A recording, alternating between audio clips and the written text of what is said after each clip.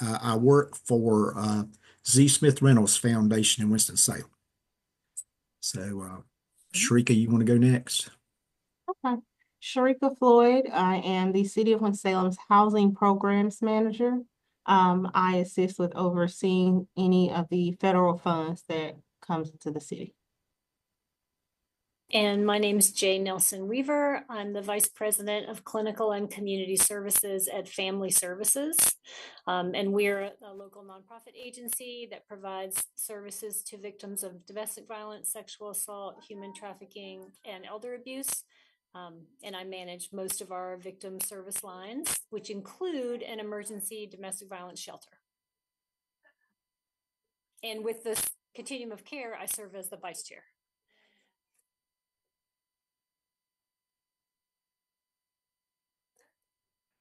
Well, I'll jump in there. So I'm fairly brand new. It's excited to see everybody. My name is Conrad Walsh, and currently I serve as the dean over all of our public safety programs for Forsyth Technical Community College. So I've been in this role for a few years. I am a retired chief officer from the fire department. You know, prior to moving into education, I have had touches for several years in my former career and in my previous career with homelessness, you know, working with the population and of course our student population. So this is a very important thing that I am very happy to be part of this, to work for, to try to help and find solutions. So it's excellent to meet everybody. Well, welcome. We're glad to have you here. Thank you, Conrad.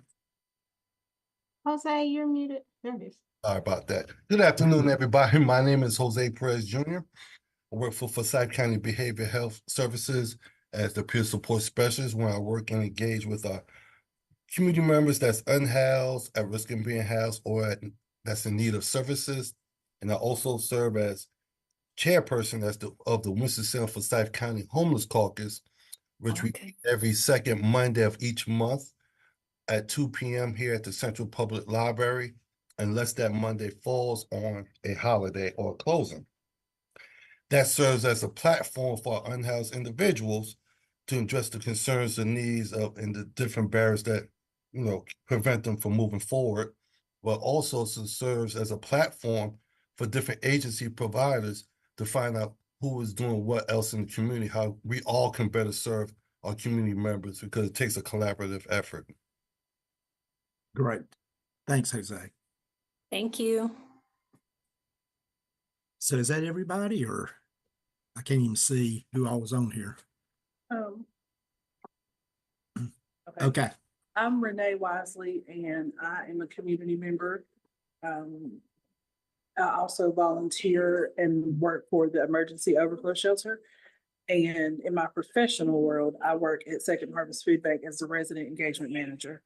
I'm turning off my camera because I'm at an event. So that's, okay. I just want to turn it on so y'all can see what I look like. Thanks. Is there anybody else? Alan, we do have Eric Boyd who just joined the call. So Eric Boyd is our new Continuum of Care Program Manager. So as you guys know, the meetings that we are attending are usually managed and staff supported by a Continuum of Care Program Manager here at the City of Winston-Salem. We have not had one in quite some time, so I am eager to step back and have someone join us. So Eric is joining the call to introduce himself, and he will be taking on that role. Great. Okay, and Conrad, just to let you know, I do teach a math class part-time at Forsyth Tech too. So excellent. That's wonderful. So I guess we're ready to move on to the status of federal funding. Well, I wonder with the membership update, one thing I think that has been discussed is how to reinvigorate membership in this group, and what's the difference between the Continuum of Care cabinet group, which is mostly service providers, and this committee or this commission, and where is their overlap and who is welcome and invited to each one. So I think there has been some conversation. There is a membership committee of the COC cabinet group that potentially could also help with membership of this group as well. So that's something maybe to ask here at the commission. Is that something you all are interested in? Would we like to have some broader community impact into this meeting as well as into the COC? Does anyone have thoughts or ideas or questions about that? Just to clarify real quickly for the Commission on Ending Homelessness membership update, the way that members are selected is through, our charter has specific job, I don't want to say job, how do we explain it, Jay? But Specific tasks, roles. roles that are tied to, for instance, someone from a background in real estate, someone from a background in business, who owns a business, a local business owner. So what we're seeing with our membership is that we have not reached full capacity within the last year and a half. City Council did pass something far as all of the commissions. So this is one of the many commissions that are under the City Council and the Commissioner's Office, the County Commissioners. And it kind of drills in on attendance. So with us having those requirements for attendance, we have to start sending out letters and replacing members who are failing to attend meetings. And in doing so, Jay and I discussed using the membership committee and the nominating committee to assist with finding new members. So we will have a lot of new members joining, and we do ask that if the schedule doesn't, work for you, or if you need to step back for a few months, to definitely let us know so that we can find someone to work in the roles as they become available. Jay, anything else you want to add?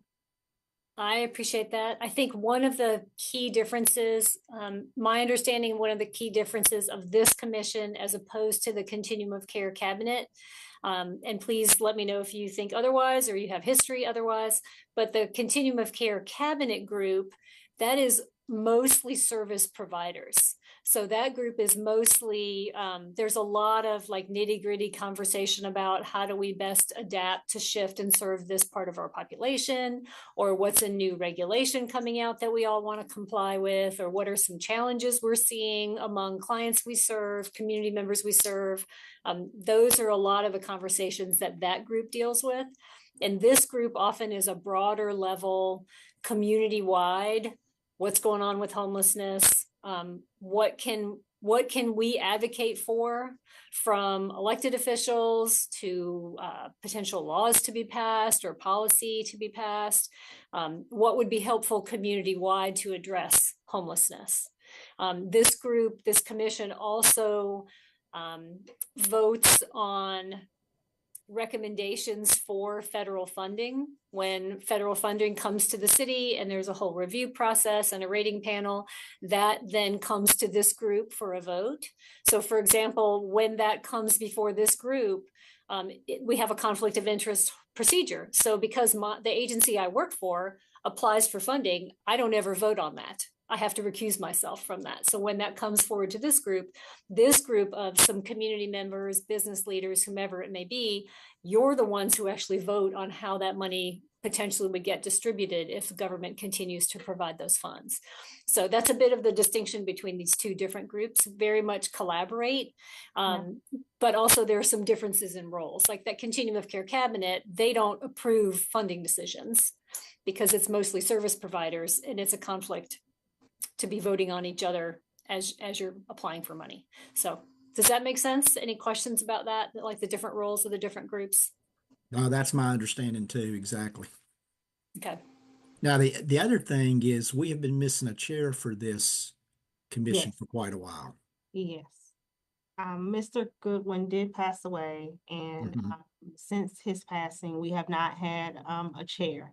So we are still looking for a chair. And one of the requirements was someone from banking. He was also our banking person, Right. banking background. So since then, we have not had someone with a banking background. We've had people say yes, but never come. So that has been one of the things, is finding someone not only for that chair, but also with that banking background as well, to come and join us as well.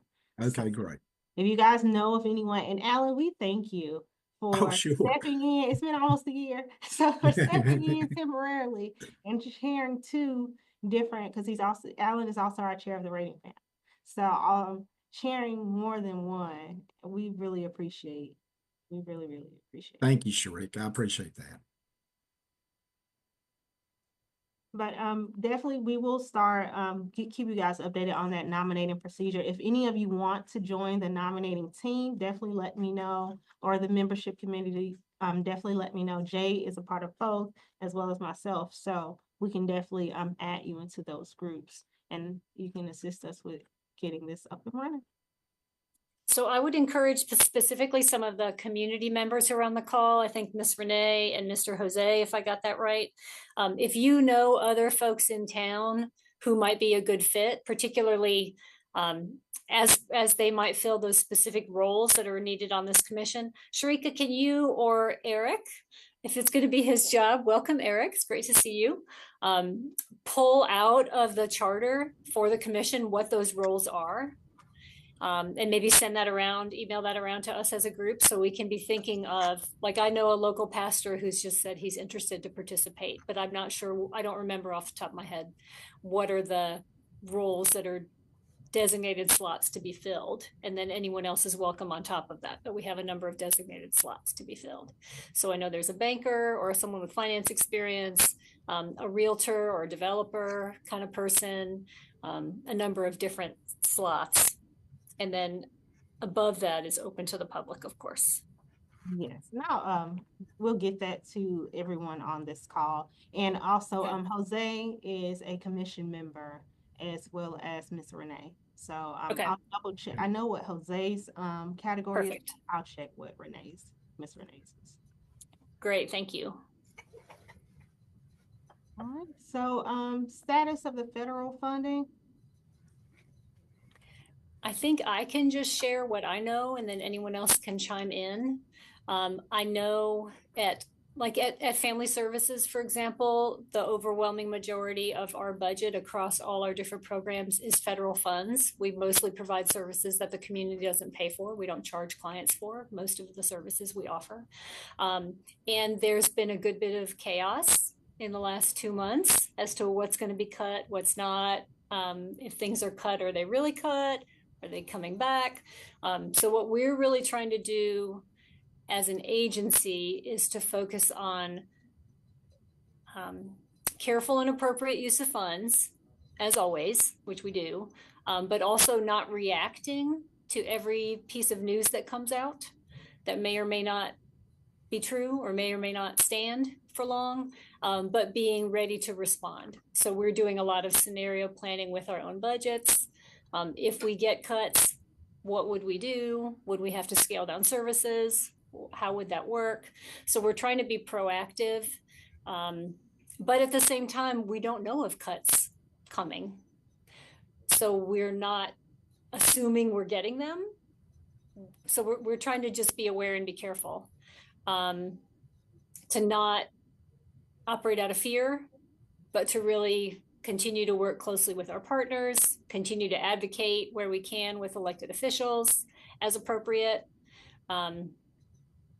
and continue serving the community until we are told we can't anymore or funding is cut.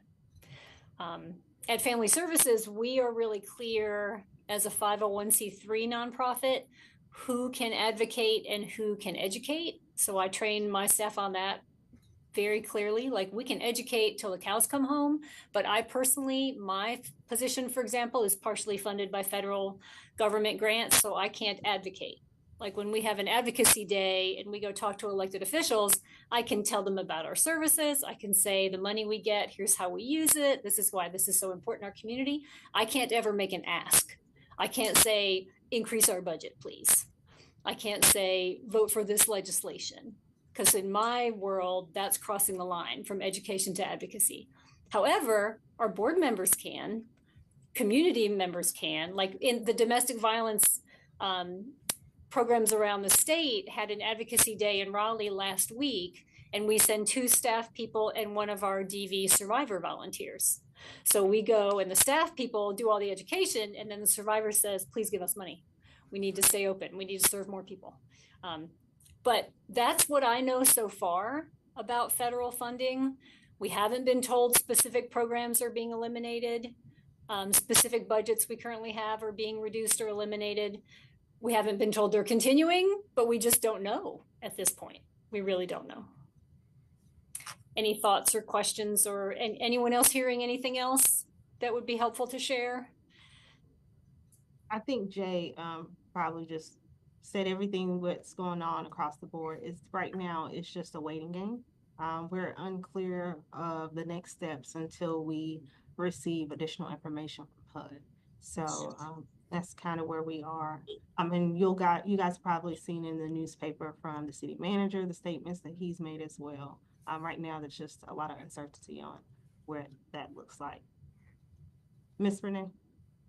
Is there any concern about the mandate on the certain words that can't be in grants? Do we have any grants that we get from the feds that we're worried about wording in? Because I know there's like a whole list of words now that we can't use in a grant, and marginalize and advocate being one of them. So, or to a few of them. Is there any concern in the city that we have grants that we're going to have to change the wording for in order to keep funding? So our city attorney writes our grants, and we'll write our grants as needed for our federal funds. And there, Renee, I'm interested because I haven't seen an actual list. But I write a lot of grants for family services to all different kind of funders, and I would love to see a list. If there's somewhere that there is a list that's official now. I'll see if I can get it for you. Thank you. I'd appreciate that. I know, for example, family services changed a good bit of how we answer grant questions, particularly about diversity, equity, and inclusion. To change the wording. We have not abandoned diversity, equity, inclusion efforts, but we did change the wording with some of our grant applications to the state, for example. And it's a interesting, crazy time right now.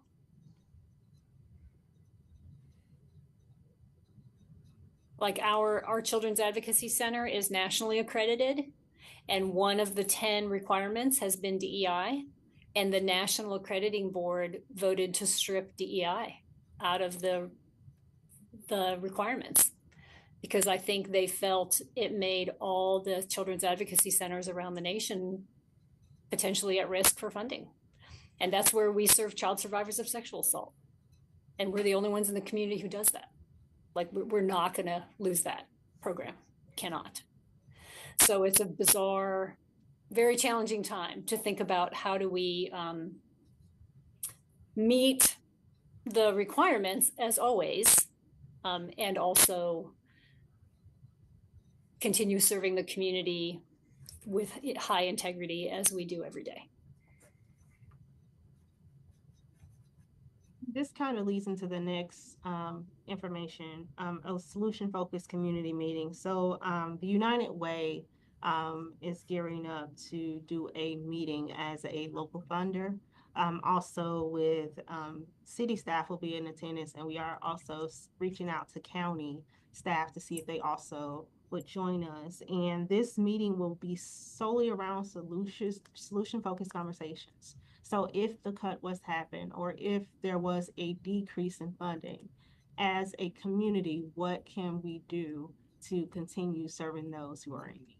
So as Jay said, there's a lot of uncertainty. So that will be something that we state in the beginning of the meeting, that the meeting is solely focused on having these solution-focused conversations and coming up with ideas that can continue to assist those that we need to serve. So we're going to be gearing that up. We'll send out the flyer and the dates for that as well, in hopes that you guys join us as well. So we're hoping that local nonprofits, businesses, property owners, and everyone come together to have this conversation.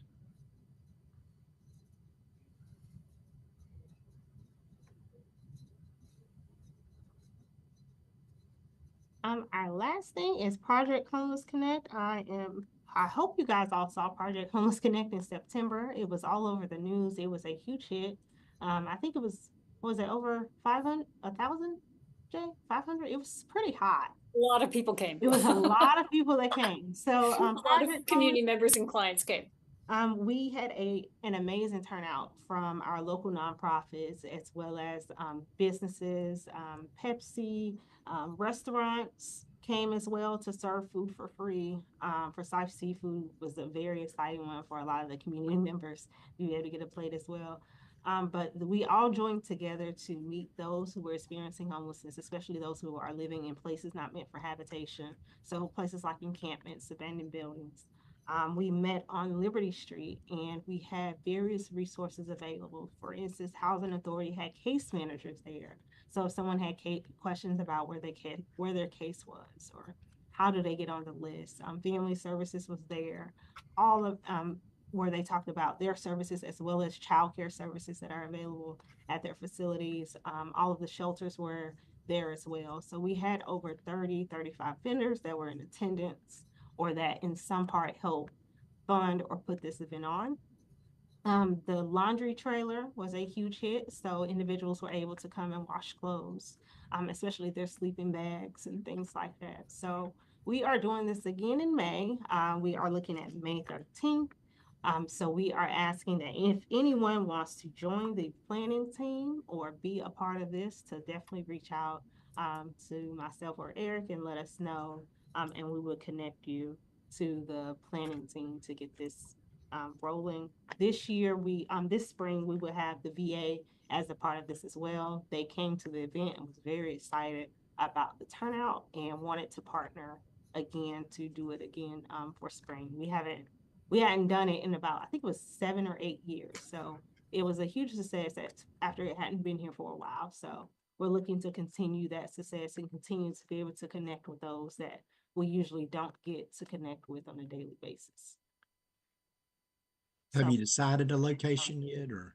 So we are thinking about the education building at the fairgrounds because we were at the Liberty Street Market. We didn't expect as many people, and it was a huge turnout. So we're thinking of probably getting a larger location this time. Yeah, that'd be nice. I wonder if that's as easily accessible. I wonder if part of the high turnout was because it was right in the neighborhood that a lot of people can walk to. Okay. Jose, I would love you to be a part of that too. So you can bring it to the Homeless Caucus and definitely get feedback on what they feel would be best. And that was my next question. Thanks you for bringing that up, Jay and Sharika. Will there be transportation available to transport in-house folks to that location? Yes, there was transportation this year as well. So if individuals were at 3 different locations, we picked up from the library, from Citywood Dwellings Day Center, and then from Bethesda's shelter. So they were able to be picked up and dropped off at the Project Homeless Connect, and then also be able to be brought back to whatever location they were, those 3 locations throughout the event. So the vans ran every 30 minutes. There were 3 vans that constantly ran all day. The biggest issue with the Liberty Street Market was because of the large turnout, it was hard for parking. So the medical vans that came to actually give services, the laundry truck is a laundry truck by itself. There was a food truck. There were so many trucks that it was hard for some people to fit and be able to still provide the services that they provide on those large vehicles. So finding a larger location. It doesn't have to be the education middle. We will have to probably find a larger location so those trucks can all fit. I think if there's, I wasn't aware of the transportation that was available for community members to come. I think as long as that's available, that will be helpful and fine to go somewhere else. Yeah, one year we did it at the Armory, but I don't know if that would be any better as far as getting to it. That's great. Thank you. Any questions or comments or anything else that we may need to discuss?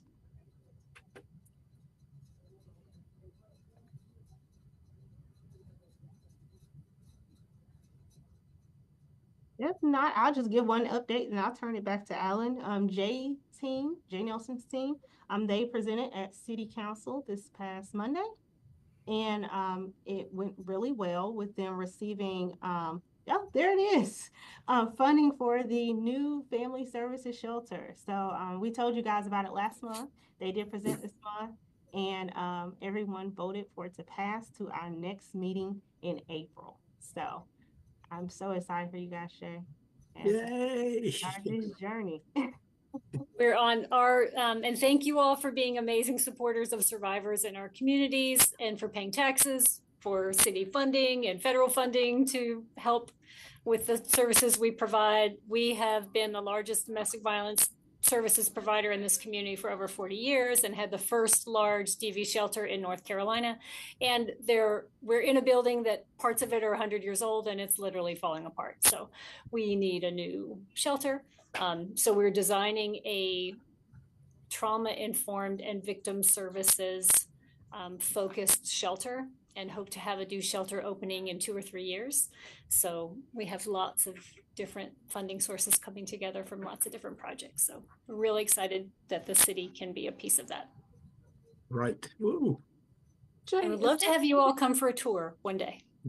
Jay, is there anywhere for men who are victims of domestic violence to receive shelter if that's At our necessary? shelter, we serve men, women, non-binary. We serve anybody. Okay, thank you. We mostly have women. We mostly have women with young children, but like last year we had a dad with a young child. The mom was the abuser. So yeah, we do serve men on site as well. And when we have men in-house, we have one like separate bathroom. The current house we have now, our shelter now is mostly set up like a dorm. So a family would have one bedroom, basically with a couple of twin beds and then shared kitchen, shared living room, shared bathrooms at the end of the hall, that kind of thing. But if we do have men in the house sometimes. Yeah, it used to be called the Battered Women's Shelter. We haven't called it that for quite a while now because sometimes the women are the abusers. Thank you. And Alan. Well, when is our next meeting, Sharika? I don't know if I have it on.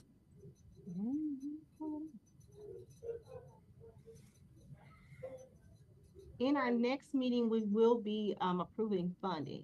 I can say that. And it is on April 17th. April 17th at 2:30, right? Yes. Okay, great. So does anyone else have any questions or any business they want to bring up or any comments? Okay, great. Thanks to everyone for participating and coming, and we look forward to seeing you again on the 17th of April. And have a great evening, and we'll see you next time. You too. Thank you. Thank you all. It's Thank nice to meet the you. new folks.